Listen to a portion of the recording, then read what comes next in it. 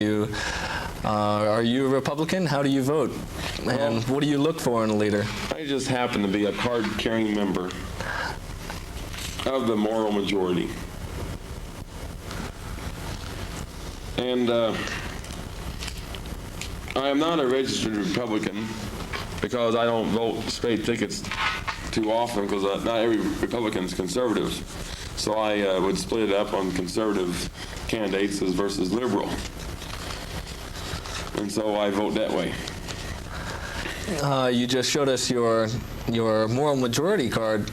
Have you been to Liberty Baptist University? No, I haven't, but I have met the founder of it, Jerry Falwell. I met him at the White House last September for a White House briefing. Did you also meet the president at that time? He was supposed to be there, but he had an unexpected engagement in Missouri campaigning for the state and U.S. senators who were being elected this past year.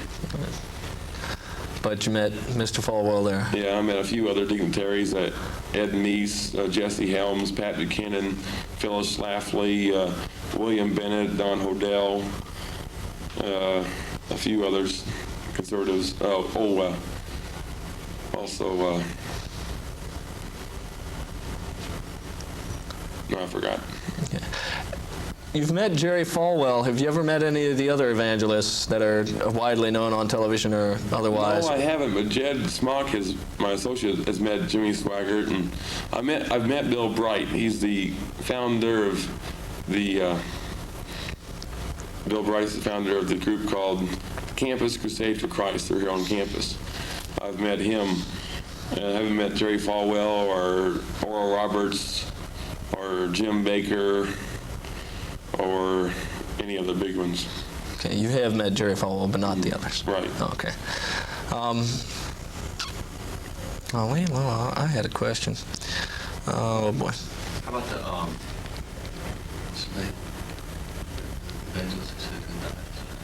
Think about that one. I'll be right back. You mentioned Campus Crusade for Christ. Are they one of the organizations that sponsor the campus ministry? And just how much do they help? A sponsor in a legal sense would be actually sponsor me and have me a space available and permit me to preach out there under their authority.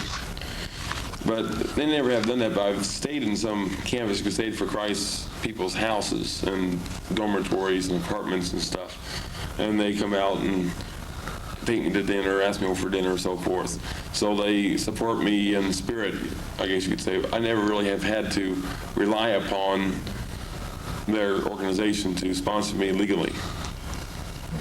But there have been some of their groups that have actually taken the time and the responsibility to have me under their roof, you could say, under their authority on a permit.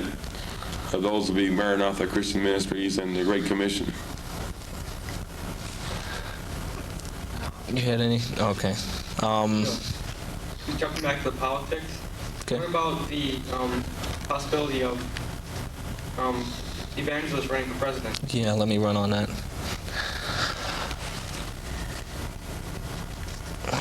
Put away to preach. Put this. Speaking on politics, there's been a lot of talk this year about Pat Robertson. It is Pat Robertson. Yes. Right? Okay. There's been a lot of talk about Pat Robertson possibly running for the Republican ticket in the '88 presidential elections. What do you think of the possibilities of an evangelist going ahead and running for president and actually getting the nomination and possibly the presidency? Well, to mention this, Jed did meet Pat Robertson before, and actually I believe he's very well qualified if you look at his qualifications. He's got degrees from Yale for law, and he's been a lawyer. His father was a senator, I believe, and he's one of the original families over in the Mayflower, and he goes back in his history, so he's a good American patriot. He'd be a lot more qualified than Walter Mondale would have been, or even Jimmy Carter, in my opinion. And he's a very good leader. He's built the 700 Club to where it is now, and the university. there, and last year I believe I heard him say something like either 8,000, 80,000, or 8 million people. I think it was 8 million people were fed by his Operation Blessing, and people were clothed. And so actually the government couldn't even produce that much.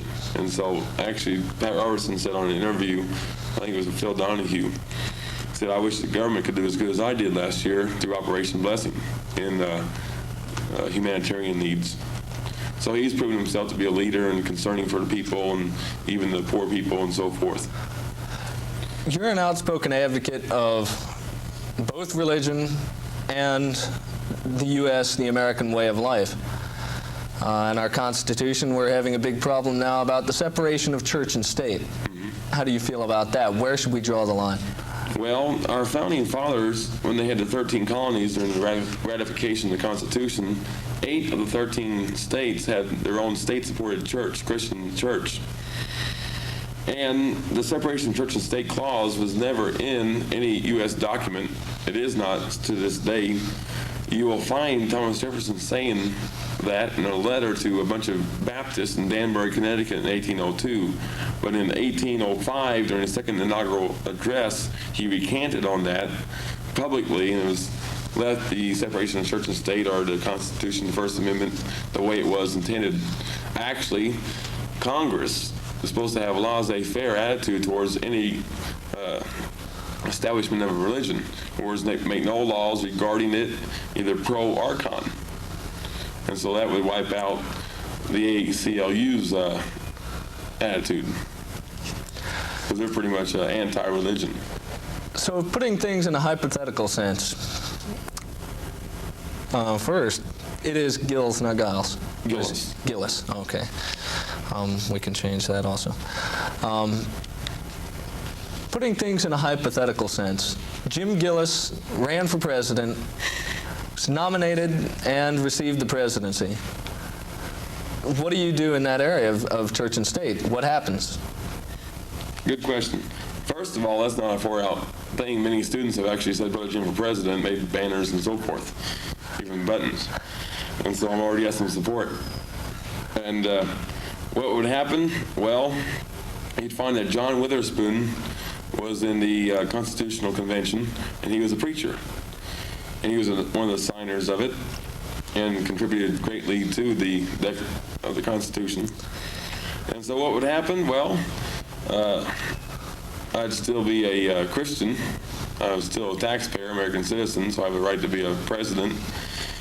And also, I would put this country back to where our founding fathers had it originally.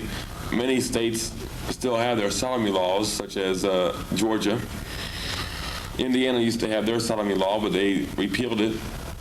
And so I'd be glad to get that back in force to save all society from communicable diseases that homosexuals spread, more so than any other group around, and put it back on the biblical basis. Actually, you know what? Tennessee, I looked up their original Constitution, and they actually had a religious test. Like, I would actually believe that all 13 states had this. A religious test. No person who did not believe in a supreme being and supreme God, universal God, or if they did not believe in an eternal hope of rewards and punishment in the afterlife, they could not hold a public office. That was the original founding fathers' intents, who founded the states and the Constitution in the first place. So in other words, no atheists, no Madeline Murray O'Hares in Congress. Okay. And that's back when God was blessing the country and we weren't so cursed as we are now. Plagued, you'd say. You mentioned atheists, and you also mentioned homosexuals. Are there any target groups that you think the world would be better without? Oh yeah, the world would be better without anybody who's a heathen or a sinner in general, because then you'd have a heaven on earth. That's what heaven's going to be like. That's what's going to make heaven so great, because there's absence of sin. And so the earth, well, right now, the big threat is AIDS. Now, medical science does not see a cure for it, but God has a cure for it. It's called kill the queers and quarantine the rest. And so that'd be a good cure for AIDS. There's a nice little island off of Long Island by New York there that's very appropriate for it. It actually has been used in the past for quarantine. That might sound a bit wild, but God's all for it. It's in Leviticus 20, verse 13. It says, if a man lies with a man as he would with a woman, they have both committed an abomination. They shall surely be put to death, and their blood shall be upon their own hands.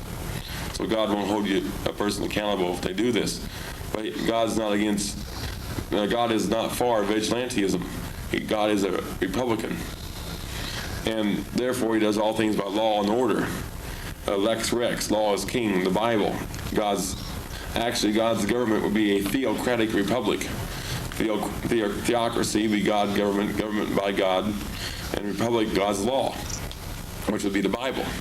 So God wants us to hold out his law, make it a state and federal law against sodomy and punishable by death, and have courts and prosecute them, 2 or 3 witnesses, have to convict them, and it's got to be a fair trial. Who would enforce the law?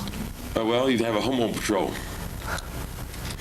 What kind of patrol is this? Well, how would it be made up? Basically like a undercover drug team. Just convert the undercover drug team to, or having their squad come up and go out and hunt homos. Isn't that dangerous? I mean, undercover drug teams have to take drugs sometimes. How do you convince a group of homosexuals that you're a homosexual? Well, hopefully the homo patrol would not violate the laws themselves, or else they should be guilty themselves. Los Angeles County has a very good, effective way of rounding up their drug dealers. They use an armored vehicle with a 40-foot battering ram, and they ramrod houses. They actually do this. And so that'd be a very good way to get these queers in the act. You think just running into people's houses? But yeah, you have to have a warrant, though. Oh, okay. You have to have probable cause. Yeah, I'm going to be jumping around because I'm running out of questions, except I'm going to just grab the questions that I have left. Yeah, see, the oldest line in the homosexual handbook is that they can live and nourish and dwell in a society without affecting or influencing anybody else around them. Well, we swallowed that one in the 60s, now we're paying the consequences in the 80s with all the AIDS problems. Because anybody knows that your anus is made for excretion, not for intake. A 5-year-old knows that much. And so that's just common sense. Now, you spur the crowd on a lot when you're out there, and you mentioned that Jed will just get the crowd all riled. When you first started preaching, he'd get the crowd all riled, and you get the crowd all riled. Well, see, the way you get a crowd riled is talking the hot issues, like homosexuality, ERA, which stands for Eve ruined Adam, or nuclear war, nuclear weapons, and so forth. Just any drug, sex, booze, or rock and roll gets them stirred up. Oral or anal sex. Haven't touched on nuclear war yet. What are your views on that? What is that? Well, I think I would like to have enough money to have an unlimited supply of Dr. Robert Gasco, head of the Goddard Space Institute, and his debates and lectures on SDI, and pass them out to any student who wanted to read them, because he's so much more detailed than I am and so much more knowledgeable that he answers questions and takes on the liberals and just refutes them. And so I'm all for SDI. I think it's a very good thing. The Soviets can't be trusted. They've broken every pact or treaty they ever had with America. And they're very good at manipulation of crowds and people and different ideas and so forth. And they're very subtle. And actually, all the propaganda, I went to the Soviet Union last May. And the first thing I thought when I was in the airport, I wasn't even out of the airport yet. I said, yeah, come on, you liberal professors. Tell me about the Soviet Union. Tell me how good this life is. Tell me how free they are. The average house over there does not even have running water, electricity, or central heating or gas. And they do their washing the streams. don't even have a laundromat. There's no private